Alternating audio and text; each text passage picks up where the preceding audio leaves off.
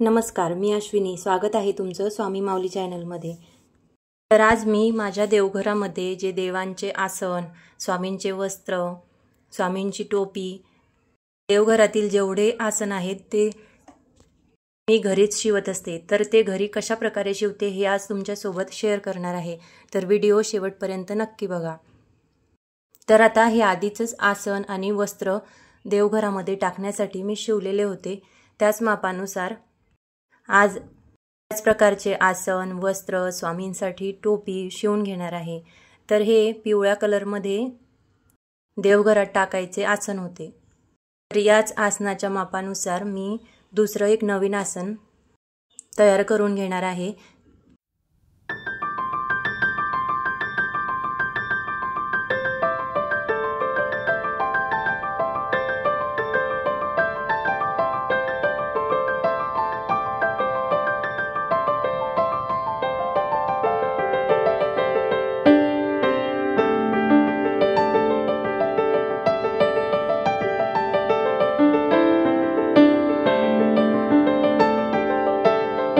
तर इथे तुम्ही बघू शकता अशा कलरचं मी आकाशी कलरचं एक नवीन ब्लाउज पीस घेतलेला आहे. तर हे वेल्वेटमध्ये आहे आणि त्याच्यावरती थोडंफार टिकली वर्क आहे.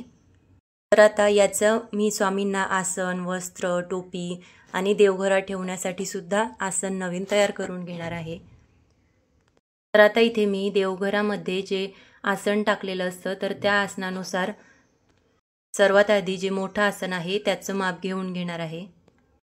तर हे पिवळ्या कलरचं जे मोठं आसन होतं देवघरामध्ये टाकण्यासाठी त्याचं माप घेऊन आता हे वस्त्र म्हणजेच हा कापड त्या आकारानुसार कापून घेणार आहे. तर आता अशा प्रकारे तुम्ही बघू शकता लांबीला इथे हे पूर्ण 21 इंच आहे. तर 21 इंचाचं हे माप मी कापून घेणार आहे. 21 इंचाचं हे माप आहे. तर हे कापून घेणार आहे. त्यानंतर आता रुंदीचं पण माप मोजून घेणार आहे. तर रुंदीला हे माप आता हे जे माप आहे ते मी असंच या पीसावरती ठेवून घेणार आहे आणि त्या प्रकारे त्या मापानुसार हे पीस कट करून घेणार आहे.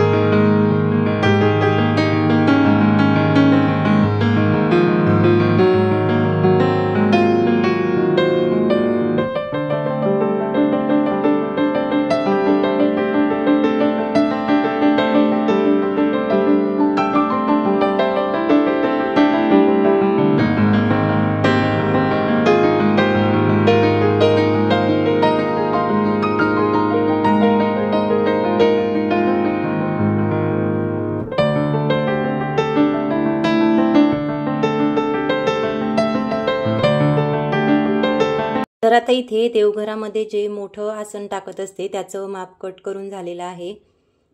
त्यानंतर आता ज्या स्वामींच्या पादुका असतात, स्वामींच्या पादुका ठेवण्यासाठी मी जे छोटं आसन तयार करून घेतलेलं होतं त्याचं माप आता कापून घेणार आहे. तर आता तुमच्या देवघराचं ज्या प्रकारे माप असेल किंवा देवघरात ज्या इंचाचा कपडा बसत असेल त्या इंचाचं तुम्ही कापड कापून घ्यायचं आहे. तुमच्या देवघराच्या साईजनुसार जेवढी देवघराची साईज आहे, माप आहे त्यानुसार तुम्ही हे आसन कट करून घ्यायचं आहे. मी माझ्या देवघराचं जेवढं माप होतं त्या मापानुसार हे हे आसन कट करून घेतलेलं आहे। त्यानंतर आता हे स्वामींचं आसन असतं, स्वामींच्या पादुकांचं आसन आहे, तर ते सुद्धा मी आता इथे त्या मापानुसार कट करून घेणार आहे।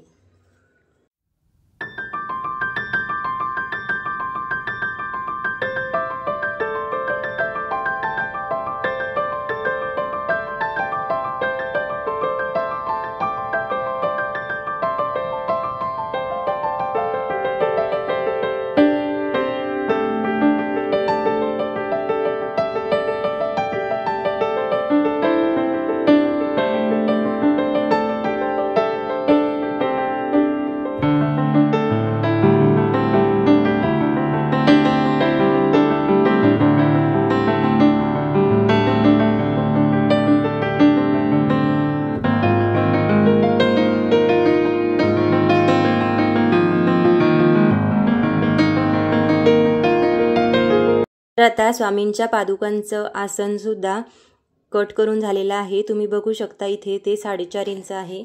तुमच्या देवघरातील पादुका ज्या इंचाच्या असतील तर त्यानुसार किंवा त्या मापानुसार तुम्ही ते कट करून घेऊ शकता आणि स्वामींच्या पादुकांसाठी आसन शिवून घेऊ शकता। माझ्या देवघरातील स्वामींच्या पादुका लाकडी आहेत आणि त्यांच्या मापानुसार मी इथे माप कट करून घेतलेला आहे। त्यानंतर आता जे छोटं सिंहासन आहे देवघरामध्ये ठेवण्यासाठी, तर त्या सिंहासनाच्या मापानुसार सुद्धा एक छोटा आसन स्वामींना विराजमान करून घेण्यासाठी मी इथे कट करून घेणार आहे।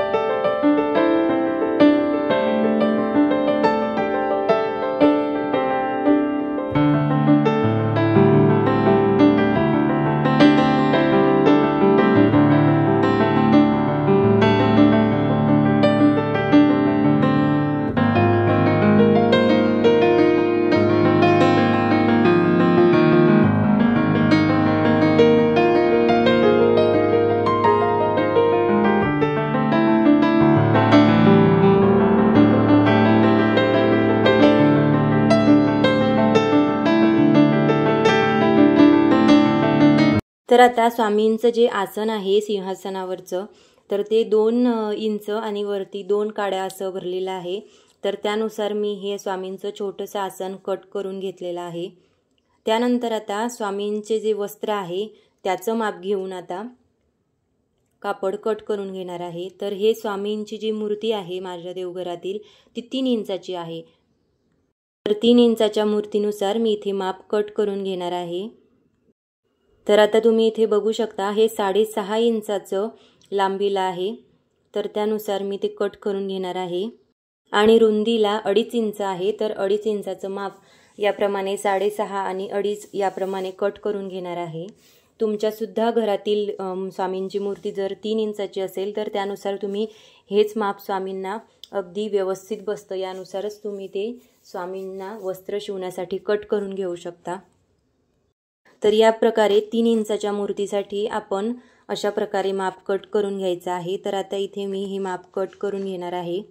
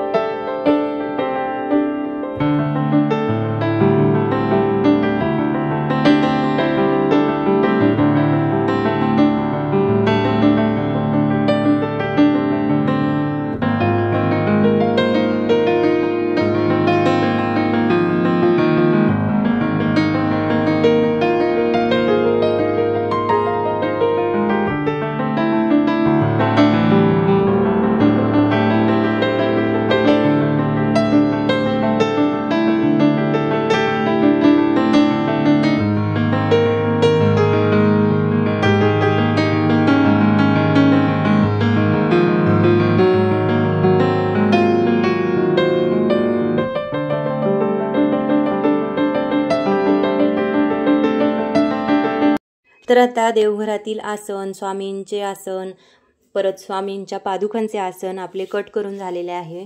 त्यानंतर आता स्वामींची टोपी कट करण्यासाठी बघा इथे स्वामींच्या टोपीसाठी 1 इंच आणि वरती 3 काड्या एवढं मी माप घेतलेलं आहे. लांबीला आणि रुंदीला 1 इंचाचं माप आपल्याला घ्यायचं आहे. तुम्ही बघू शकता इथे 1 इंचाचंच माप आपल्याला रुंदीला घ्यायचं आहे. म्हणजे हे माप शिवून घेतल्यानंतर आलं पाहिजे आणि शिवण्यासाठी आपल्याला अर्धा इंच दोन्हीकडून माप ठेवायचं आहे. तर 1 इंच याप्रमाणे मी 2 इंचाचं पूर्ण माप कट करून घेणार आहे. त्यानंतर जेव्हा आपण शिवून घेऊ तर शिवून तयार झाल्यानंतर ते माप 1 इंचामध्ये बरोबर तयार होतं.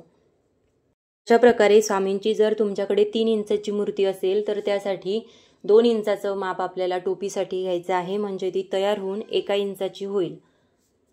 तर आता इथे मी टोपीसाठी छोटंसं माप कट करून घेणार आहे. आता टोपीचं सुद्धा माप कट करून झालेलं आहे. तुम्ही बघू शकता इथे 2 इंचामध्ये मी टोपीसाठी माप कट करून घेतलेला आहे. तर आता स्वामींचे सर्व वस्त्र, देवघरातील आसन, स्वामींचे आसन आणि टोपी हे शिवण्यासाठी मी सुरुवात करणार आहे. तर त्यासाठी सर्वात आधी देवघरामध्ये जे आसन असतं ते आसन मी सर्वात आधी शिवून घेणार आहे. तर याला फार काही जात नाही शिवण्यासाठी, अगदी थोड्याच वेळात हे जे आसन आहे ते तयार होतं. तुम्हाला जर आवडीनुसार या आसनाला आजूबाजूने लेस लावायची असेल तर तुम्ही लावू शकता. पण माझ्याकडे जे हे वेल्वेटचं वस्त्र होतं तर कापड होतं तर त्याला मी ते आधीच टिकली वर्क आहे त्याच्यावरती, त्यामुळे मी फक्त ते 4ही बाजूनी शिवून घेणार आहे. त्याला लेस लावणार नाही आहे.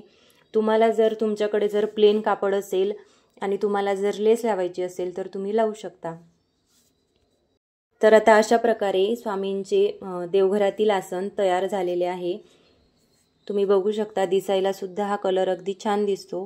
तर अशा प्रकारे हे आसन देवघरासाठी तयार झालेले आहे. याच प्रकारचे मी तुम्हाला मागच्या व्हिडिओमध्ये जे सर्व प्रकारचे आसन दाखवलेले होते सर्व कलरचे, तर ते सुद्धा याच मापात आहे आणि फक्त वेगवेगळ्या कलरमध्ये आहे. तर आता बघू शकता आधीचा जो पिवळ्या कलरचं आसन होतं देवघराचं अगदी त्याच मापानुसार तयार झालेलं आहे. हे आसन सुद्धा त्याच मापानुसार आहे. आता यानंतर आपण देवघरातील जे स्वामींच्या पादुकांचं आसन आहे तर त्या मापानुसार ते आसन नवीन शिवून घेणार आहोत.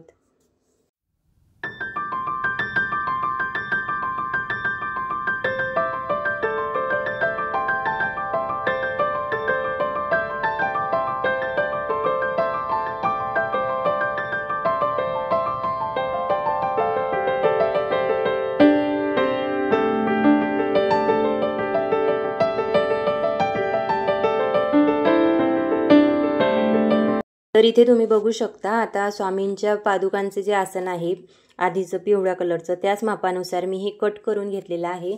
आणि हा वेल्वेटचा कपडा आहे त्यामुळं तो पातळ असतो आणि थोडा लवकर लांबतो. त्यामुळं मी याला खालच्या बाजूने एक कॉटनचा कापड लावून घेणार आहे आणि त्यानंतर ते 4ही बाजूने शिवून घेणार आहे. मध्ये जर तुमच्याकडे फॉर्म वगैरे असेल तर ते सुद्धा तुम्ही याच्यामध्ये टाकू शकता जेणेकरून ते मऊसूद गादीसारखं होऊ शकेल. माझ्याकडे नाही आहे त्यामुळं मी नाही टाकलं. तर आता हे 3ही बाजूनी मी या प्रकारे शिवून घेतलेलं आहे आणि समोरची जी राहिलेली बाजू आहे तर ते मी आता त्यानंतर जी समोरील बाजू राहणार आहे ती मी आतमध्ये फोल्ड करून घेणार आहे आणि त्यानंतर आसन 4ही बाजूनी परत शिवून घेणार आहे. आणि आता हे स्वामींचं छोटंसं आसन आहे पादुकांचं त्यामुळं याला मी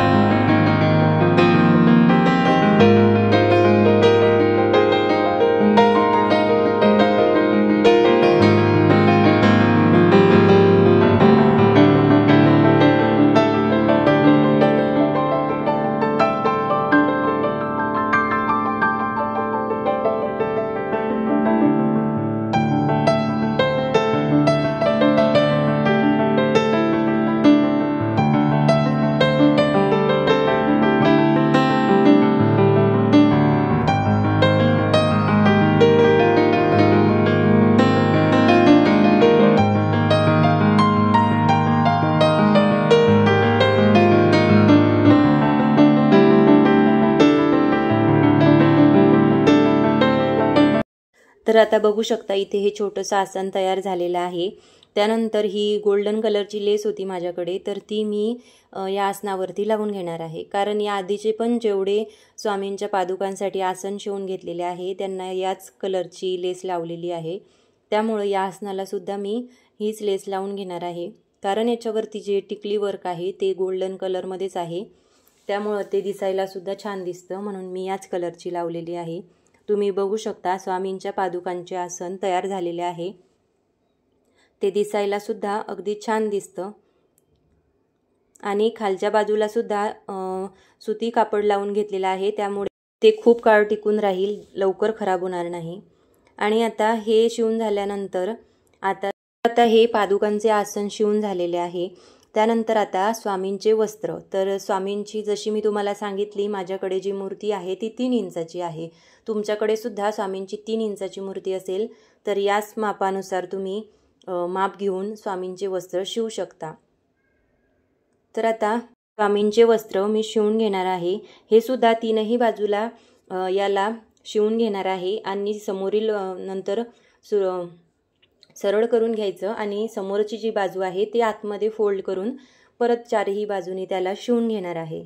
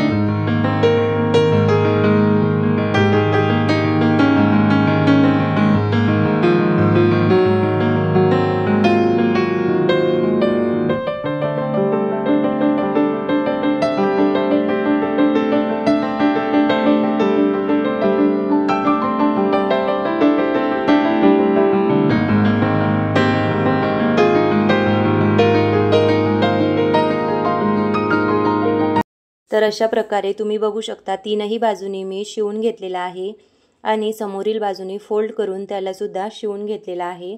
आणि आता याला सुद्धा मी गोल्डन कलरची लेस लावून घेणार आहे, कारण ही गोल्डन कलरची लेस याच्यावरती अतिशय सुंदर दिसते. तर ही सिल्वर कलरमध्ये सुद्धा होती, पण हाच कलर खूप छान दिसत होता म्हणून मी हीच लावून घेणार आहे. तर आता ही सुद्धा 4ही बाजूनी मी या वस्त्रावरती शिवून घेणार आहे.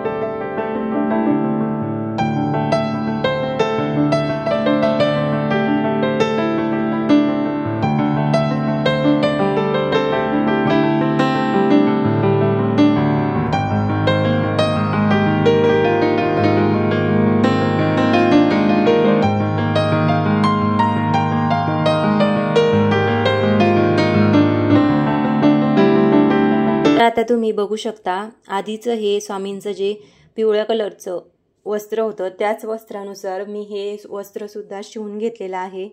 तर याचं सुद्धा माप तुम्ही बघू शकता, हे बरोबर रुंदीला जे आहे ते 2.5 इंच भरलेलं आहे आणि लांबीला जे आहे ते 6.5 भरलेलं आहे। तर यानुसार तुम्ही स्वामींचं हे वस्त्र 3 इंचाच्या मूर्तीसाठी शिवून घेऊ शकता। तर आता ही लेस थोडी जाड आहे त्यामुळं त्याच्यावरती शिवल्या जात नाही, टीप मारल्या जात नाही। त्यामुळं मी काय करते ते समोरील जी बाजू आहे ती हाताने शिवून घेते। स्वामींना वस्त्र आपण परिधान करू शकू एवढं आपल्याला माप वरचं 1 इंचाचं सोडायचं आहे आणि खालच्या बाजूने ते शिवून घ्यायचं असतं। तर मी अशाच प्रकारे हाताने शिवून घेत असते। तर आता बघू शकता तुम्ही स्वामींचं वस्त्र शिवून तयार झालेलं आहे। याला सुद्धा मी खालच्या बाजूने सुती कापड लावून घेतलेलं आहे। तर बघा स्वामींचं वस्त्र याप्रमाणे तयार झालेलं आहे। अगदी आपण बाजारातून घेतो त्याचप्रमाणे सुंदर असे स्वामींचे वस्त्र आपण घरी सुद्धा तयार करू शकतो।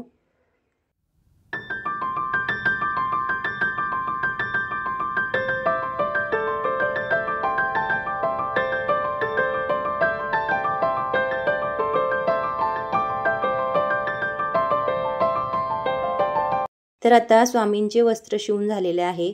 त्यानंतर आता स्वामींच्या सिंहासनासाठी मी इथे छोटंसं आसन कट करून घेतले, आसनासाठी माप कट करून घेतलेलं होतं, तर ते सुद्धा आता शिवून घेणार आहे। तर तुम्ही बघू शकता या प्रकारेच ते शिवून झालेलं आहे। त्यानंतर आता याला सुद्धा मी अशाच प्रकारची गोल्डन लेस लावून घेणार आहे। तर आता यासोबतच स्वामींची जी टोपी होती ती आपण बघितली 2 इंचामध्येच कट करून घेतलेली होती त्याचं माप। तर आता लांबीला ती शिवून 1 इंच आणि वरती 2 काड्या अशी भरलेली आहे आणि रुंदीला 1 इंच अशी आहे। तर यानुसार आपण 2 इंचाचं माप कट करून घेतलेलं होतं। तर याला सुद्धा मी खालच्या बाजूने लावण्यासाठी कापड घेतलेला आहे जेणेकरून टोपी अगदी व्यवस्थित शिवल्या जाईल। तर आता या टोपीला मी अशा प्रकारे खालच्या बाजूने आणि लांबीला सुद्धा याला मी जोडून घेतलेला आहे, त्याला शिवून घेतलेला आहे। त्यानंतर आता याला टोपीचा आकार देणार आहे। तर आता स्वामींना जी कंथा टोपी असते तर त्याप्रमाणे मी शिवण्याचा प्रयत्न केलेला आहे। ज्याप्रमाणे आपल्याला बाजारात कंथा टोपी मिळत असते, स्वामींचे वस्त्र मिळत असतात, तर त्याचप्रमाणे मी शिवण्याचा प्रयत्न केलेला आहे। मला कितपत ते जमले, मला जसे जमले त्याप्रमाणे मी ते शिवण्याचा प्रयत्न केलेला आहे। तर तुम्हाला हे कसे वाटले हे मला कमेंट बॉक्समध्ये नक्की सांगा। आणि मी अगदी साध्या पद्धतीने शिवण्याचा प्रयत्न केलेला आहे। आपण जर बाजारातून हे वस्त्र किंवा टोपी आणायला गेलो तर भरपूर अशा प्रमाणात महाग मिळतात। परत आपण एकच कलर घेत नाही, भरपूर कलर घेत असतो, तर प्रत्येक कलर घेणं आपल्याला अवघड जातं। त्यामुळं मी घरीच अशा प्रकारचे ब्लाऊज पीस आणते आणि त्यानुसार हे वस्त्र, स्वामींची टोपी, स्वामींचे आसन याप्रमाणे शिवून घेत असते। मला जसे जमेल त्याप्रमाणे मी हे शिवून घेत असते।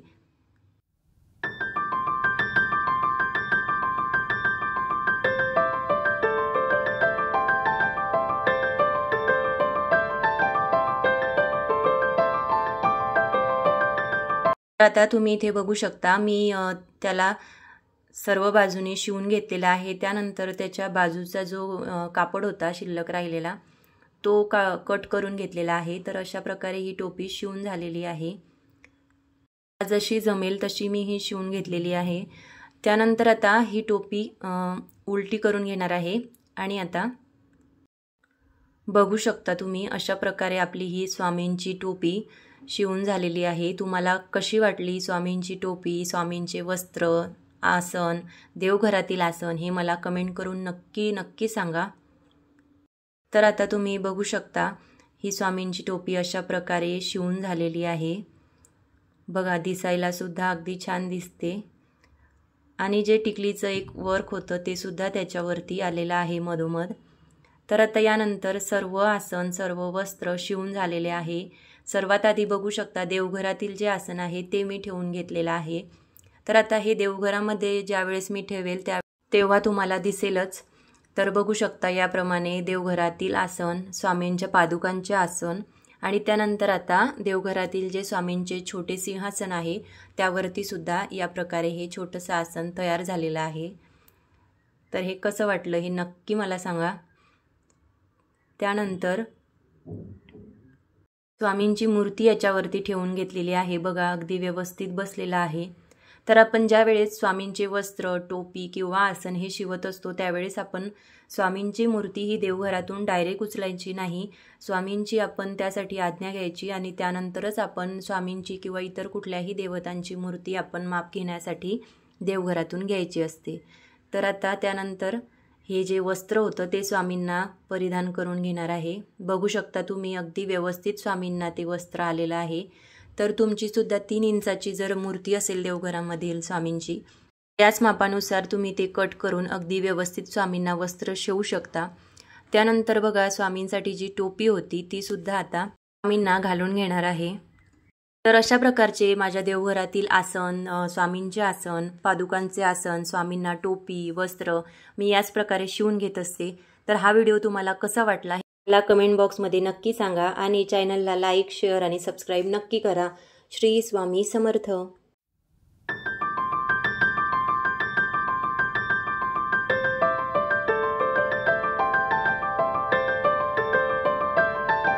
Da